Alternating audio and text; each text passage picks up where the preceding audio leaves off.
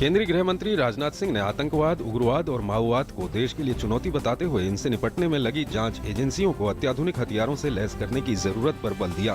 गृह मंत्री ने एनआईए की लखनऊ शाखा के भवन का शिलान्यास करते हुए कहा, तफ्तीश और जांच का काम अब पुरातन तरीके से नहीं चल सकता। अपराधी उच्च तकनीक से लैस हैं और ऐसे में जांच एजेंसियों को भी अत्याधुनिक तकनीक अपनानी होगी। कांग्रेस पार्टी का आज 131वां स्थापना दिवस है और इसी दिन मुंबई शाखा ने उसके लिए मुश्किलें पैदा कर दी हैं।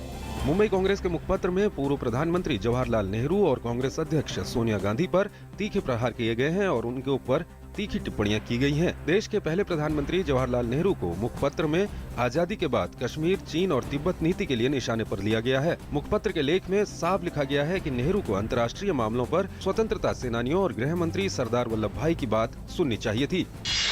केंद्रीय वित्त मंत्री अरुण जेटली ने कहा है कि भारत वैश्विक मंदी और वर्ष 2015 में विभिन्न बाधाओं के बावजूद 7 से 7.5% की दर से विकास कर रहा है। एक समाचार एजेंसी को दिए साक्षात्कार में वित्त मंत्री ने आने वाले महीनों में उच्च विकास दर हासिल करने का भरोसा जताया है। साथ ही जेटली ने कहा कि मौद्रिक नीति मसौदा और राजकोषीय संघवाद एवं नीतियों में सुधार के जरिए कारोबारी माहौल में सुधार के कदम उठाए गए हैं। डीडीसीए मामले में दिल्ली सरकार की 237 पेजों वाली जांच की रिपोर्ट में अरुण जेटली के नाम का जिक्र नहीं है।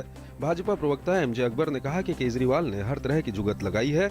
अब जब अरुण जेटली के खिलाफ कोई सबूत नहीं मिला है तो उन्हें सार्वजनिक तौर पर माफी मांगनी चाहिए।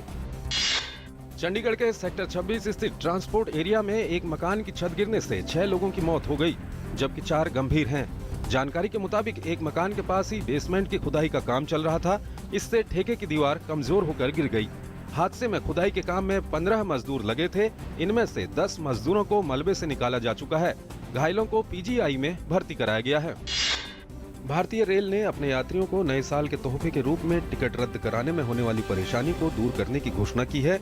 अब यात्री 139 नंबर पर फोन कर भी अपना टिकट रद्द करा सकेगा और यात्री अपनी सुविधा के अनुसार टिकट काउंटर पर पहुंचकर अपना रिफंड ले सकेगा।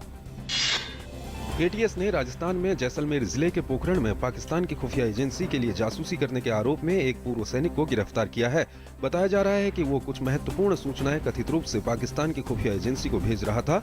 पुलिस द्वारा की गई पूछताछ में गोवर्धन सिंह ने सैन्य ऑपरेशन और सामरिक जानकारियां सीमा पार भेजना स्वीकार किया है। इसकी एवज में उसे लाखों रुपये मिलते थे।